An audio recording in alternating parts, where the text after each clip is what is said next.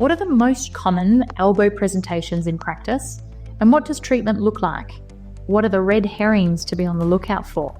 We explore all this and more in today's episode of Physio Discussed with Dr. Leanne Bisset and Val Jones. All right. Well, welcome to you both, Leanne and Val. I'm very excited to explore the elbow with you both today, and I know you both are as well. Thanks for having us. Yeah, thanks for the invite. To what is by definition from Shauna Driscoll, the beautiful joint? Because L in Spanish means the, bow in French means beautiful. So it is by definition the most beautiful joint in the human body. What an introduction. What an introduction. That's fantastic. Thank you for we've hit clinical pearls already straight off the bat. Well, what are the most common presentations for the most beautiful joint in the body? Go on, Leanne, I'll let you start. All right. Well, I was just going to say I would totally agree with that definition too, Val, because if your elbow isn't functioning, then you can't get your hand to your face and you can't eat and you can't look after yourself. And I think we've seen patients who have had devastating consequences because their elbow condition impairs their functional ability. The patients I see the most and are in the literature most prevalent are the chronic elbow conditions. So that's what I will speak to mostly today. And the most prevalent of those chronic conditions is tendinopathy. So medial and lateral elbow tendinopathy are the ones I see. And they're certainly prevalent in the general community. The literature tells us it's up to about 3% of the general community at any given time, but that prevalence is increased with workers up to 15 to 20% in certain industries, particularly industries that involve highly repetitive hand tasks and manual workers.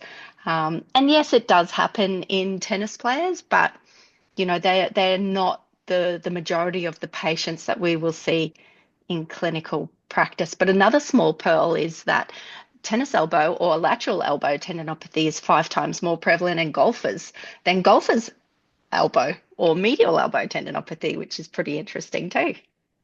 Val, what about you? Wow. Well, I've got a slightly different take because I work in a regional trauma centre and I work in the fracture clinic. So I see lots of fractures and dislocations, and people may not realise that the elbow is the second most commonly dislocated joint in the human body, and it's often missed.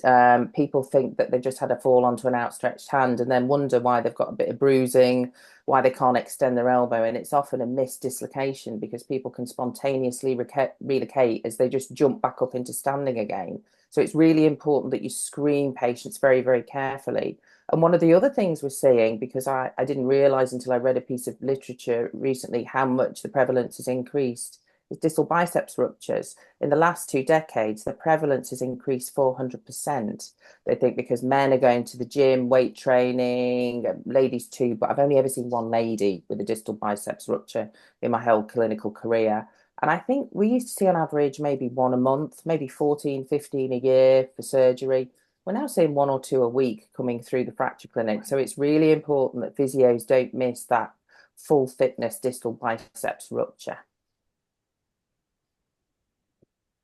I think there's a lot of gems in that I think we'll unpack. Going back to you, Leanne, in terms of the medial and lateral tendinopathies, do you mind just running through how they would present typically clinically?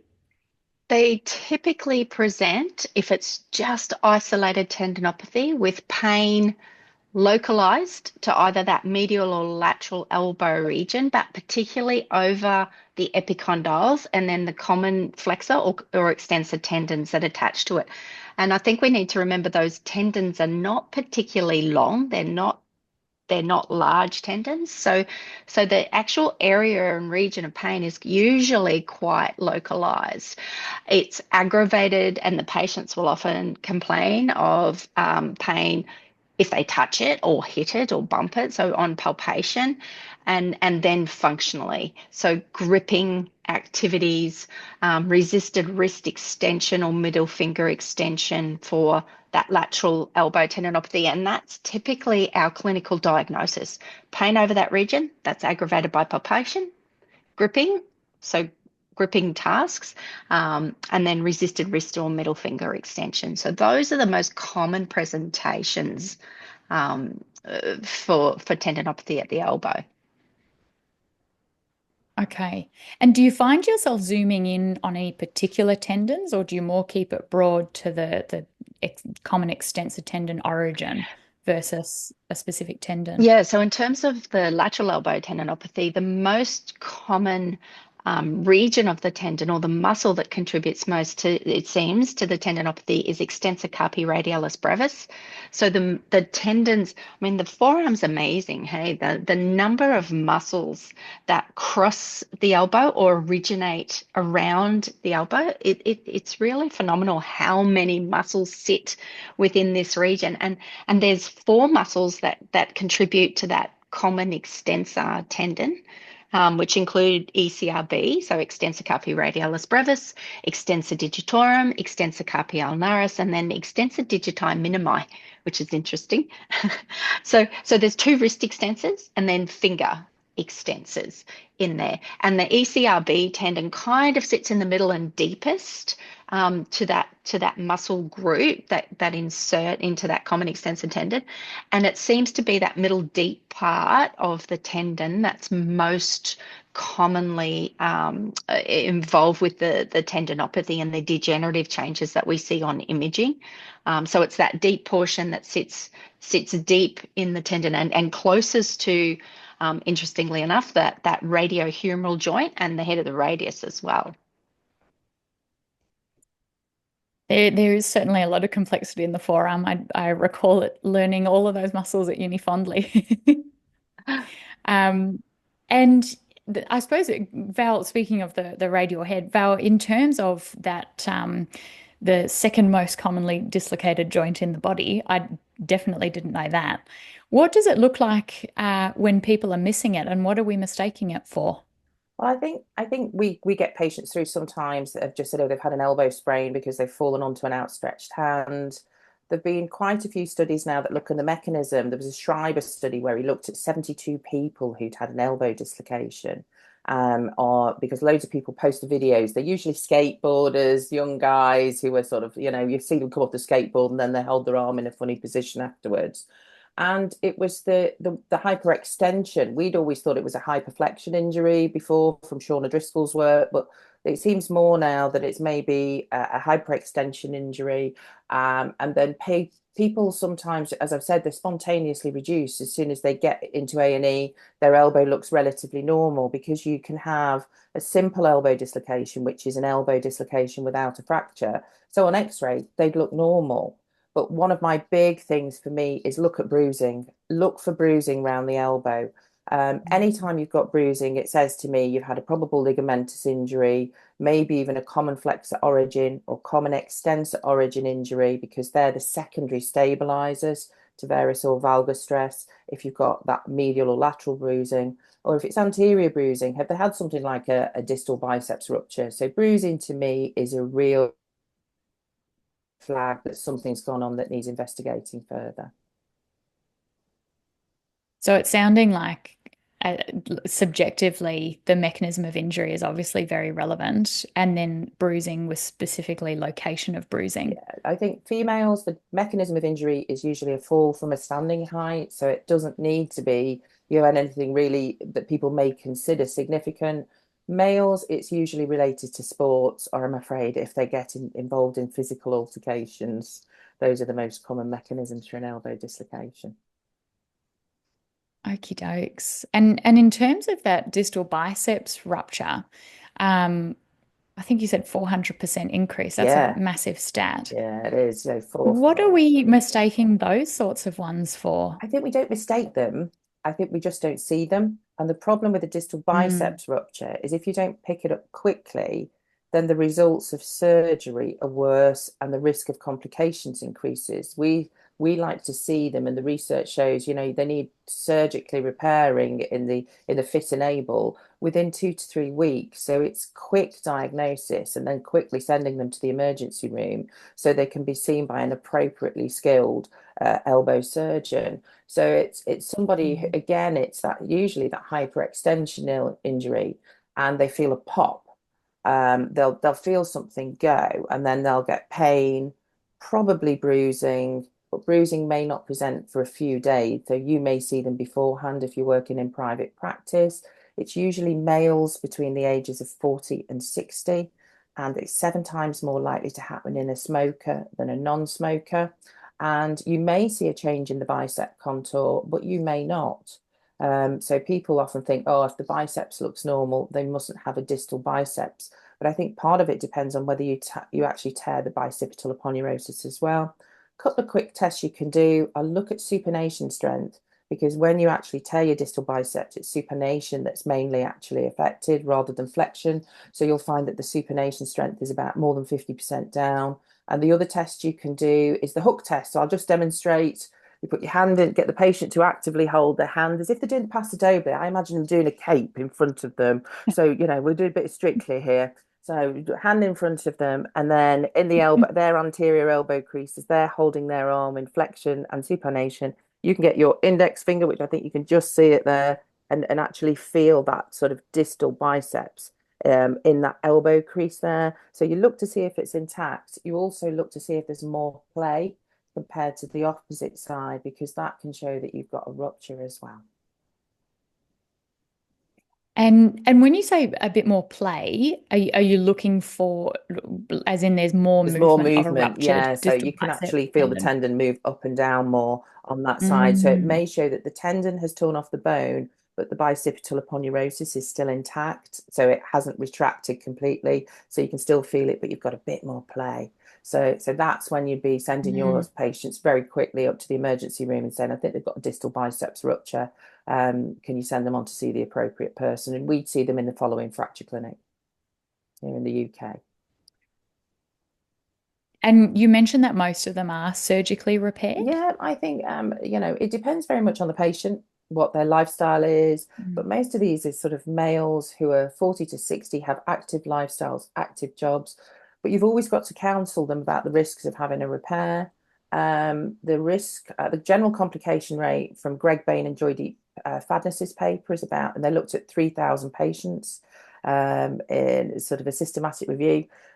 25% complication risk, with 5% being major complications such as re-rupture, artery injuries, nerve injuries, compartment syndromes.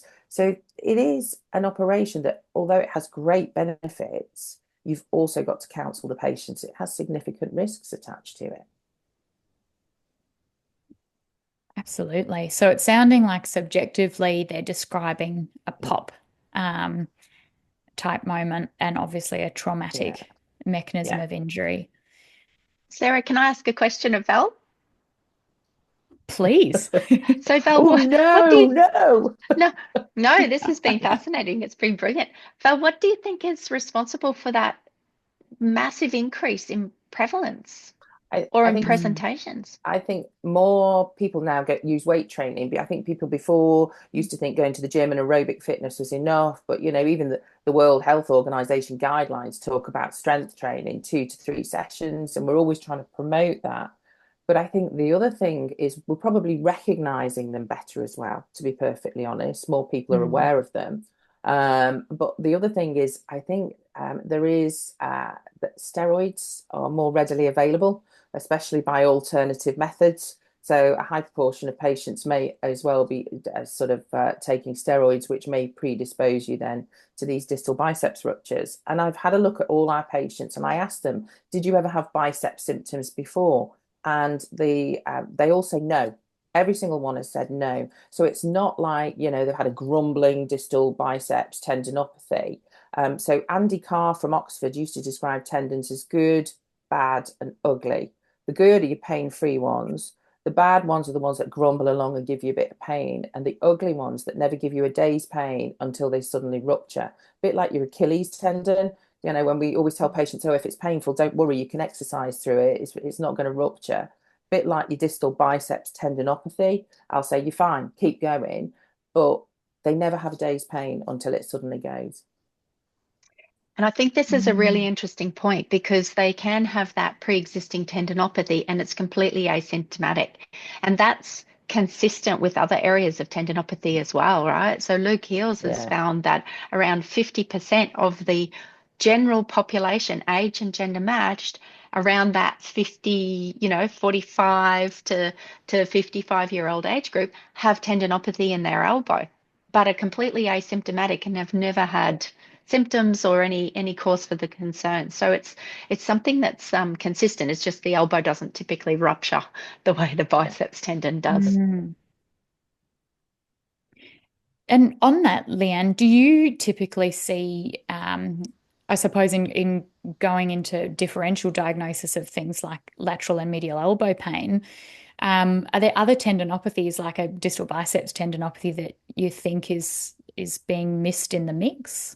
Not so much the tendinopathies, although biceps tendinopathy is something that we would consider with anterior elbow pain, but there are differential diagnoses around the medial and lateral elbow. And in that lateral elbow in particular, or I think the elbow in general as a region is unique in that there are three significant nerves that pass Mhm. across the elbow, and they don't follow a simple trajectory. They're often spiraling and going superficially and then passing deep to muscles and through muscles, between muscles and things like that. So I think the elbow is unique in that often there is this potential for maybe either a true neural entrapment, like for example in the cubital tunnel, the medial side of the elbow, or through the arcade of Frosch, which is piercing when the posterior interosseous nerve pierces through supinator muscle.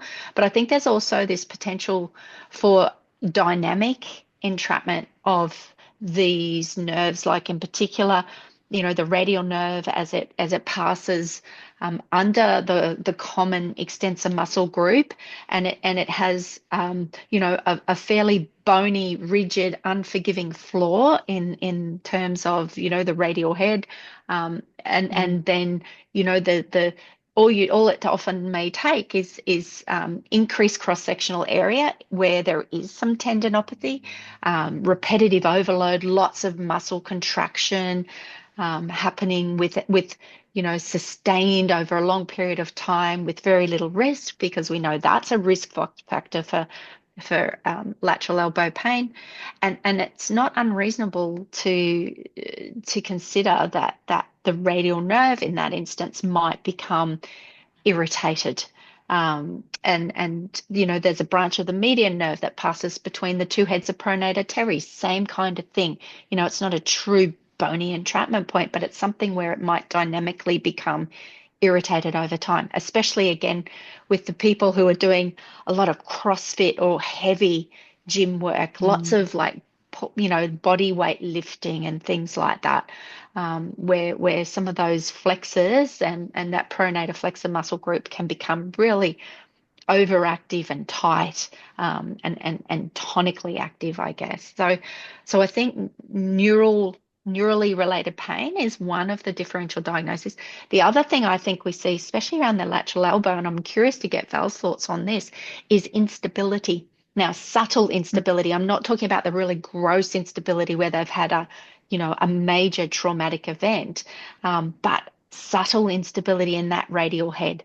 And it might be related to an old injury, traumatic injury, like a fall or something, as Val's described, um, or overload, repetitive chronic overload, that's resulted in this subtle change in the passive restraints around that radial head. And some of the imaging recently has shown that the degenerative tendinopathy that we see in the common extensor tendon can extend into that lateral collateral ligament complex as well. So I think that instability is another key important consideration when we're looking at differential diagnosis around that lateral elbow region.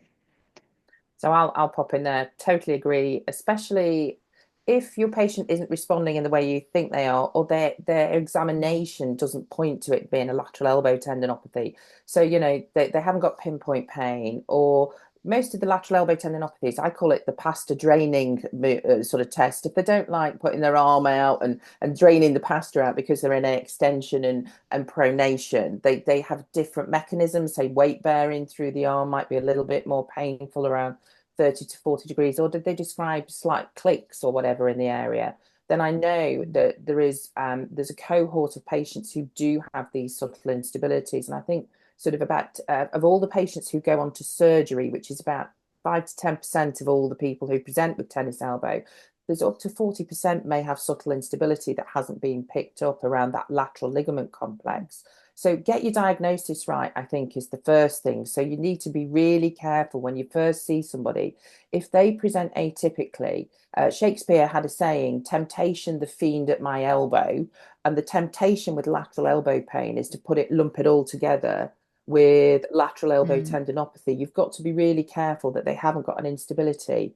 And remember that things like previous steroid injections may also predispose you to that, or previous tennis elbow release surgery can also predispose you to these instabilities on that lateral side. So I would always check. There are a variety of different things you can do. You can look at the varus stress test. You can look at the posterior lateral rotatory instability tests, which are all like the tabletop and push-up and relocation test to test for that. And then if they did have examples of that, you could try and dynamically stabilize them by using the common extensor origin and anconeus and also the lateral head of triceps. But I would probably also, they'd be probably going along to see Amjad Ali, who's one of my surgeons in Sheffield, who's one of Leanne's biggest fans. When she came to Sheffield for the course, he actually gave up his Saturday to come and see her because she was one of his superheroes. Wow, Which is wonderful. He came. He was there in the audience, wasn't he? He was. And look, I think everything you're spot on, Val, with that, and that differential diagnosis is really key. And the presentation is different, isn't it? If people are presenting with pain, that's not over that common extensor tendon. And our palpation skills are really key here. If the pain is more in that radiohumeral joint line, posteriorly, or it's over that lateral collateral ligament, which you can palpate under the common extensor tendon there, then that thinking about those differential diagnoses is important. And the same with the neurally driven pain. They're the ones where the pain radiates. Pain's down in the forearm. They'll sometimes complain of pain radiating to their wrist, the back of their hand, up the arm. And it's not necessarily neurological symptoms. It doesn't necessarily have to have pins and needles and numbness. It can be sometimes just pain, depending on what component of that nerve is being irritated and how it's being irritated. If there's no loss of conduction, they won't necessarily get pins and needles and numbness as part of that that presentation. And the posterior interosseous nerve is primarily motor, so it typically won't present with pins and needles and numbness. It'll present with motor weakness in the thumb, abductors and extensors. Is all that's pretty much innervated by that below that point of the supinator. So I think, we've got to use our clinical skills in our differential diagnosis. I think there's a lot we can do. And the sensitivity and the specificity of that tabletop relocation test or chair push-up test that Val commented on. So if you weight bear through the arm and at that 30 to 40 degrees elbow flexion, they experience pain or apprehension. You repeat the test, but manually stabilizing the radial head, and that if that changes their symptoms in a positive direction, then that can be indicative of that, that radial head instability. And what does stabilization actually look like? Is it just holding it where you would tape it? A postero-anterior directed sustained force applied to that head of the radius is really all it is. Yeah, so you just repeat the test. So you do the test without any manual stabilization of the radial head. And if they've got pain or apprehension as they sort of reach that 30 to 40 degrees of elbow flexion, as they're doing a tabletop push-up, and they do it in supination because that's where you actually cause the ligaments on the lateral side to become lax, so you get more play. So that's when you're going to feel it. And they weight bear through both arms equally. And if they get pain or apprehension, that's a positive test. You then put the manual pressure on the radial head, so you're kind of pushing it back to where it almost ought to be. And if you get a reduction in pain or the less apprehensive or more range, then that for me is a positive test. So it's sounding like, thank you, Val. And as someone that loves quotes by the sound, I don't know if it was Shakespeare that says it, but I feel like when you have a hammer, all you see is nails. And it sounds like we're needing to really make sure we're screening for things beyond lateral elbow pain and medial elbow pain, which I think it's sometimes very tempting to do as well. And it sounds like subjectively we're needing to be screening for the burning or the neuropathic type pain or the clicks and clunks and things that fall outside of the pattern. So I think that discussion is a really good reminder for us clinicians as well. And I think also And look at your, sorry, Leanne, I jumped in no, there. Go on, you you go, you go. go. So I think Oh, look at the age of the patient. You know, tendinopathies, I'm afraid that they're like me, they're degenerate, aren't they? They're sort of, you know, over the hill, on the slippery slope down. If you've got a young person, the one thing I really hope that people don't miss is people you say, oh, they've got a reactive tendinopathy in a young athlete. Ever you've got a young athlete with lateral elbow pain who's kind of a, you know, mid-teens to sort of mid-20s. I always say people like gymnasts, throwers, weightlifters, swimmers, if you've got lateral elbow pain, they should always be screened for an osteochondral defect first, because that is the main presentation. It's over usually on the capitellum, is where they find the lesions. It's usually can be unilateral, sometimes bilateral. They can't usually recall a single event that caused it, so it's cumulative, and they end up with this deep ache on that lateral side. They can present with clunking and giving way, but not usually. But it's recognizing an osteochondral defect and sending them to somebody to actually get a CT scan. Shauna Discal's looked at it. 50% of them are missed on X-ray. MRI is not as sensitive as CT for picking them up. So anybody who is under the age of 25, who's sporty, for me, and presents with lateral elbow pain is an osteochondral defect until proved otherwise. And they may get pain on gripping, catching, clunking. So people may think, oh, they've got a reactive tendinopathy. Just not really likely. And if you don't catch an osteochondral defect early, then it can create a larger defect. And by the time it actually becomes a loose body, there's only a 50% chance they'll return to elite sports ever again. Wow. Yeah. Don't miss it, guys. And on the medial side as well too, right, Val? Like if they're developing medial joint pain, then consider instability, consider valgus laxity. And again, in that age group, it's really important that they are assessed carefully radiologically as well, because the growth plates around the elbow fuse quite late, like often 18 to 19 years of age in boys or men.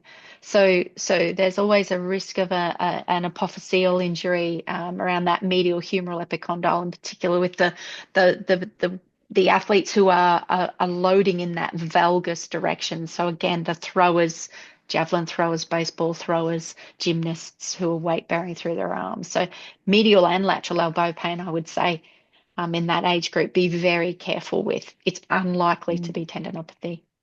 The other thing I was going to say about imaging, just going on from the imaging point, is that there's probably different practices between countries, but here in Australia, GPs will often refer their patients. If someone presents and says, I've got elbow pain, they'll refer them for maybe a plain X-ray, but usually an ultrasound.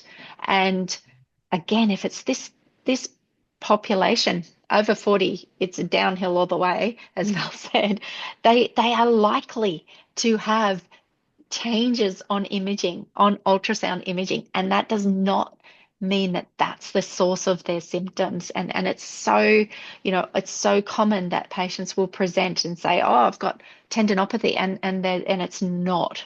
Tendinopathy is their primary problem. Yes, they may have changes on imaging, but it's not the source of their symptoms. Yeah, the British elbow and I'm British curious. Elbow and Shoulder Oh, sorry, Society Val. guidelines have just come out for lateral elbow tendinopathy in the last 12 months, which we were all part of.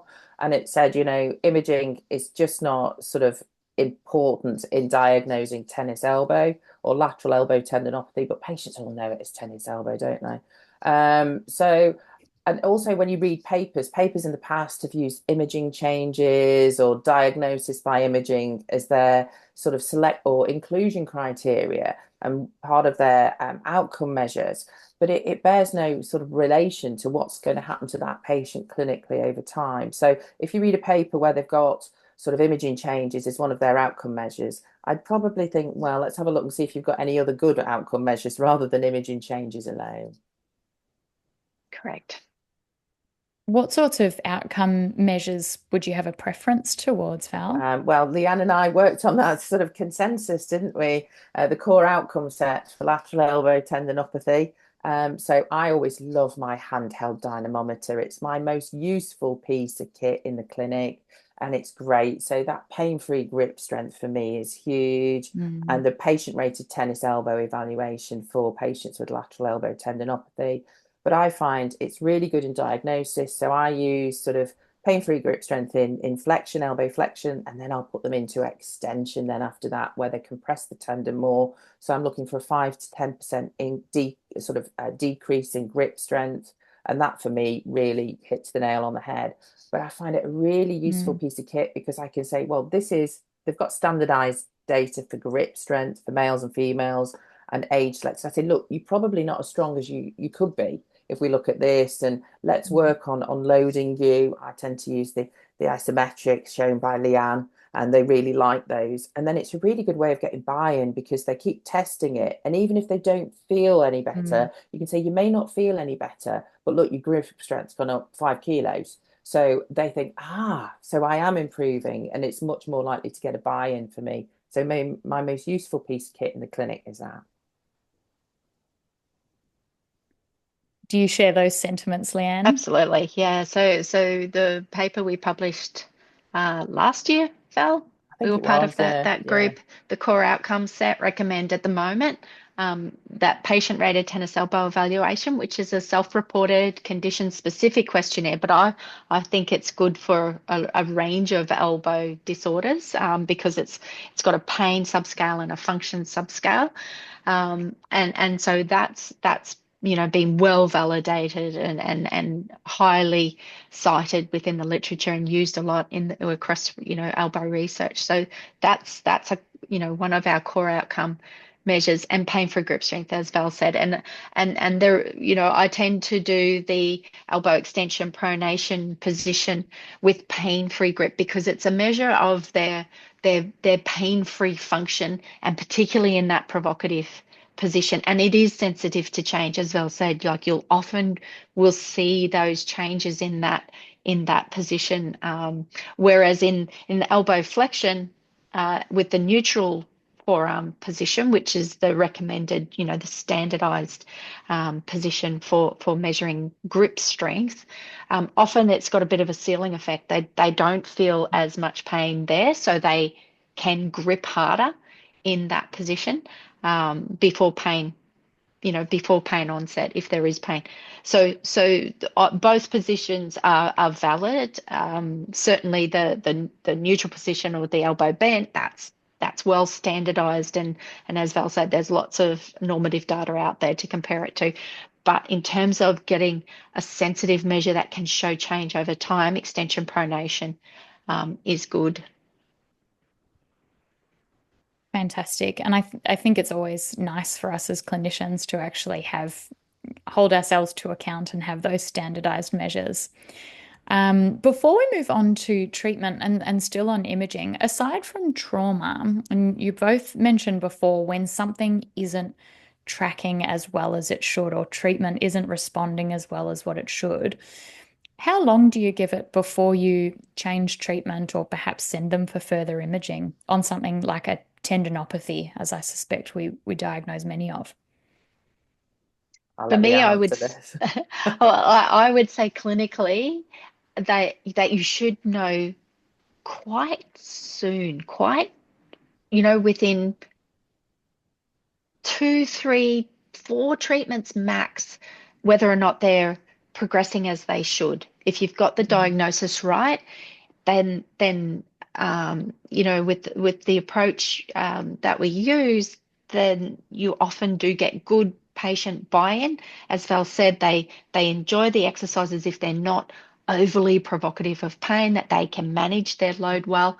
I think you'll see that change reasonably quickly in terms of improving pain-free function, and as well as that reducing pain. Maybe resting pain often is something that reduces sooner rather than later as well initially. So if they aren't changing within 3 or 4 sessions max, I would be rethinking my diagnosis. I would be revisiting, going back over how they've presented, what have I missed, what have I not ruled out or ruled in, what have I not tested thoroughly. I wouldn't necessarily be sending them straight away off to a specialist or back to their GP for imaging or anything like that. I'd be thinking really critically about my own, questions, my clinical exam.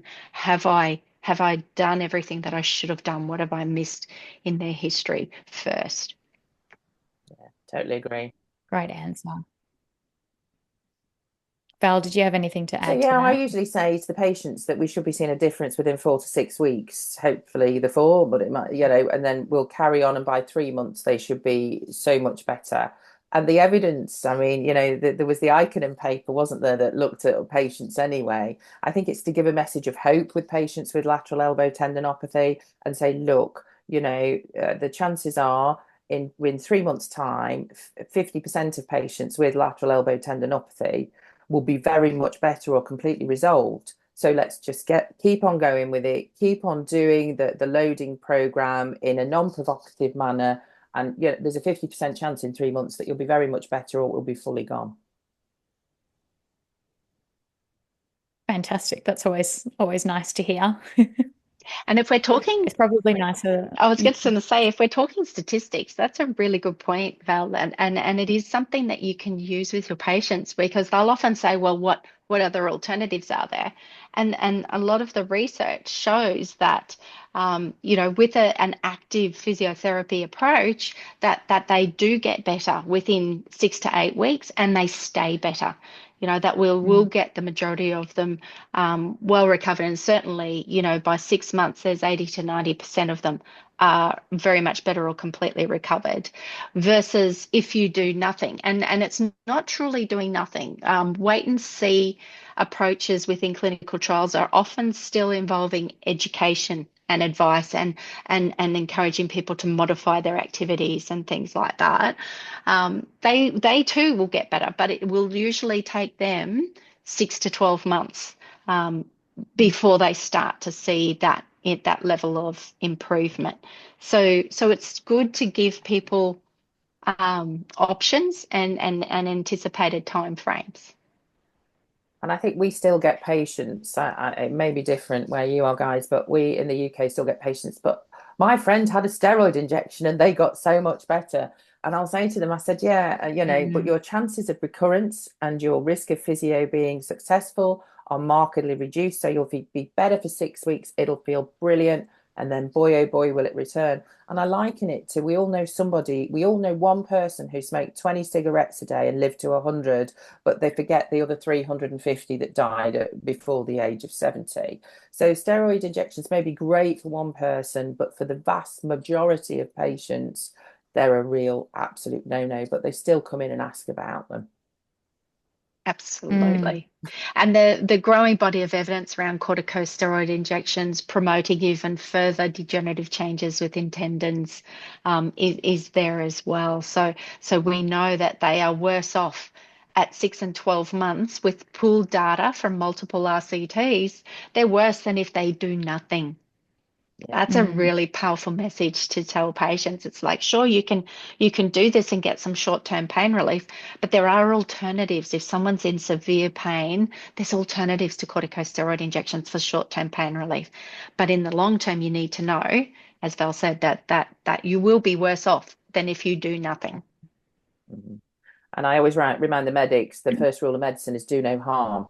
If you're actually making their outcome worse than if they'd had nothing done at all, where do you stand with that one? Great point. Leanne, you mentioned alternatives. What are the typical alternatives for pain relief in that short term? So what I'm talking about here are those patients who present with really severe pain. I'm talking about 8, 9 out of 10. Often they have resting pain as well. I think that they often will demonstrate mechanosensitivity within their neural system as part of that pain presentation. We don't always know, we can't always put our finger on exactly what is the source of their pain sometimes, right? Like they may present with a history that suggests possibly an acute tear within the tendon. So a really sudden acute overload. And I'm thinking, for example, of a patient who was breaking up a concrete footpath with a sledgehammer and had a sudden sharp stab of pain in his elbow and basically lost all strength, grip strength at the time. So that type of presentation, right, is quite different to the chronic overloady, chronic overload type of presentation that was typically see in our elbow tendinopathy or tennis elbow patients. So if they're presenting with that really severe pain, I think, be careful with the differential diagnosis, but oftentimes we can't do a full assessment on them because of that pain being so severe. So those ones where they've just got, this terrible pain, then there's lots of alternatives. So some of them would, this is where we pull out of our normal kit all the things that we perhaps used to do 20 years ago, but are still relevant. If it's heat pack, if it's compression, if it's rest, some of those sort of typical acute management type of modalities, or other medication. So sometimes simple analgesics, simple anti-inflammatories may be effective. If they need something stronger for a short period of time, then sometimes that's indicated medical wise, so referring them back to their GP or a medico to give them some other stronger analgesic support for a short period of time is sometimes helpful as well. Fantastic. Thank you. Now, treatment. I know you've spoken about education and where we refer on, and actually once you've done hopefully the really in-depth objective and subjective assessment to get your diagnosis, what do your active physiotherapy treatments look like for the commonly seen conditions like the lateral tennis elbow or the lateral elbow pain? So the most common approach, I guess, I take with elbow tendinopathy, and we've got some data to show we're in the process. I'm giving you a heads up in the process of writing up a manuscript, hopefully in preparation for publication, to show that adding our manual therapy techniques, and in particular, we use mobilization with movement techniques to an exercise program, improves time under load for our exercise prescription or exercise capacity with the patient. So we know that exercise is important for their recovery of symptoms. How it changes tendon pathology over time is a completely different topic, but a lot of this evidence comes from healthy tendons where they, that a high load, so 70% MVC is required in order to get tendon adaptation in normal healthy tendons. Well, we can't achieve that, certainly not straight away in people with tendinopathy because of the level of pain and disability that they've got.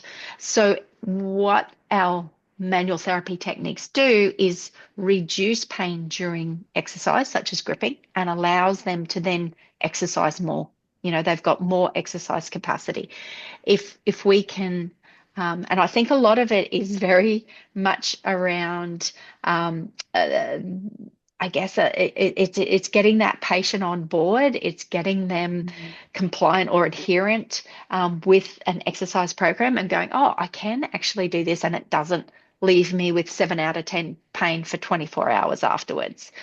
So we do use a combination of those manual therapy techniques with exercise, and the provocative exercise is typically gripping, but it could be resisted wrist extension. It could be anything like that. The approaches with the exercise, at least in the beginning, is isometric, is what we recommend. And that is because it's functionally appropriate. That's what these wrist extensors do. They stabilize the wrist to allow our hand to function, particularly under load.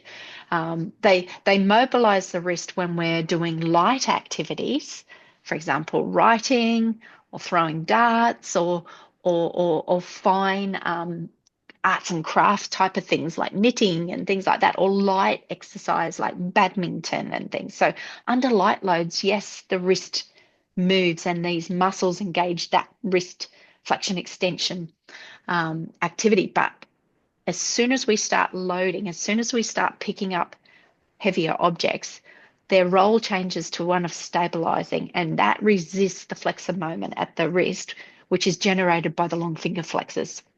So isometric exercises are absolutely functionally appropriate for the wrist, particularly in those early stages. So we do isometric through wrist, through gripping or resisted wrist finger extension, things like that. So that's a typical approach. I will use supportive modalities such as taping to again provide a bit more of a sustained analgesic effect if they're effective.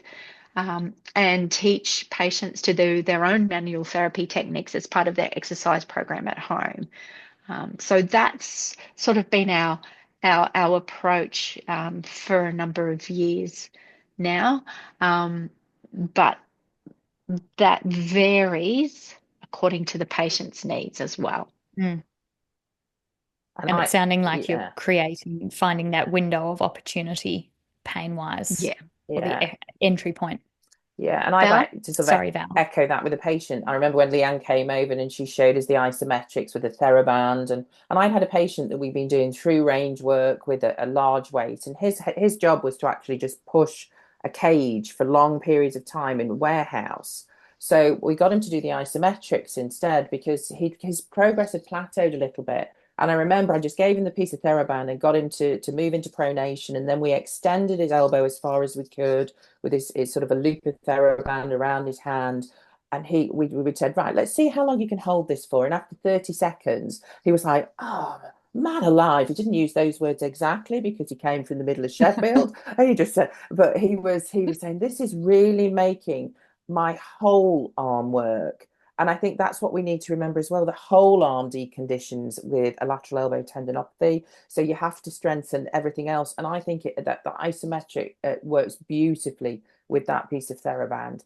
The other thing I'm going to say is I think your tendons are a great barometer of your metabolic health status. So I think, if you've got high cholesterol, you're pre-diabetic or diabetic, your BMI is over 30, you're going to have lots of these pro-inflammatory cytokines sort of flowing around your body, causing holy hell with your tendons. So I think we also need to get patients on board with becoming globally fitter, stronger, healthier, and actually doing something about their overall health status. We can try and treat the tendon as much as they like, but if they're a bag of chemicals that are going inflammatory from all those pro-inflammatory cytokines, you're fighting a bit of an uphill battle, I think.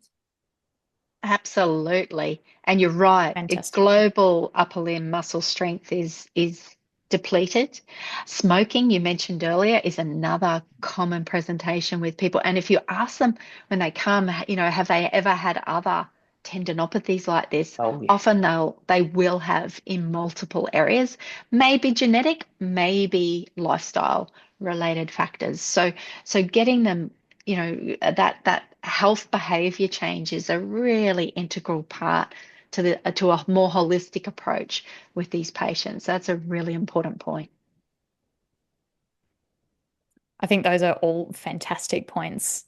And I feel like we could talk about this for a very long time, but I thought before we wrap up today, I'm curious as to how your treatments, Leanne, you mentioned there's some things that you bring out from 20 years ago, and I'm sure there's some things that you've left behind as well. How has it changed over the last 5, 10, 15, 20 years? And what should the clinicians out there, what's a key takeaway for them? I think there's been a lot of change. I think our awareness of individualizing patient care has improved immensely. I think we've become more aware of the multidimensional aspects to these presentations. It is certainly not one size fits all.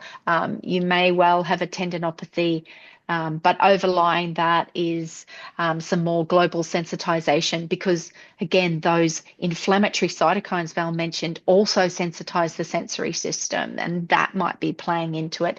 They may have other stresses and other somatic presentations like poor sleep, stress, related to a poor relationship with their employer and things like that. So really understanding your patient and getting developing good rapport with your patient, getting your patient on board with the treatment and centered around the patient, using your motivational interviewing skills to ensure that our goals align with the patient's goals and vice versa. I think that there's really a lot of progress was being made in those sorts of more soft skills, I guess, almost, and that has improved our outcomes, I think, immensely, compared to just going, this is what you've got, this is what you need. I'm going to give you these exercises, and you're going to go home and do them. Some people might, but some people do not, do not approach that type of strategy particularly well. So I think we've improved a lot in terms of understanding the complexity of pain and the contributing factors and the risk factors and prognostic factors related to elbow pain conditions. Great points. And Val? I think, there's been a shift in the UK. I don't know what it's like in where you are, as to whether everybody moved away from manual therapy. It was like, oh, it's like the pendulum went exercise only, exercise only, exercise only. But there's lots of research out there that shows us the elbow's a bit proprioceptively vacant when it comes to your joint capsule, your ligamentous structures, in comparison to, say, the shoulder and the wrist and the hand. It was back of the queue at the elbow or the proprioceptor cell. So where it gets most of its proprioception from is the cutaneous receptors. So the evidence is shown, as Baratti's paper with Joy McDermott is just by doing things like manual therapy or putting a tubular bandage on, or some of the tennis elbow sleeves you can get, that can massively influence or normalize, hopefully, that proprioceptive input. And therefore, it has an immediate effect on pain-free grip strength and also pain on palpation as well. So I think we've got an evidential basis here to say, look, I am going to put my hands on a patient. You're not going to make me feel bad because I do a bit of manual therapy and send everybody out with a piece of tubey grip as an elastic bandage, because the elbow loves a good hug, I feel. I feel it's much maligned, misunderstood, and all it needs is a love and a hug and careful attention, and it will respond beautifully. Oh, don't we all? Said perfectly, Very Val. well said. Well, thank you both for such an enriching conversation and for sharing such incredibly practical and insightful clinical pearls for us on managing elbow conditions. I'm sure all of us are going to benefit tomorrow in clinic from this conversation. Thank you so much for giving us the opportunity. Thank you.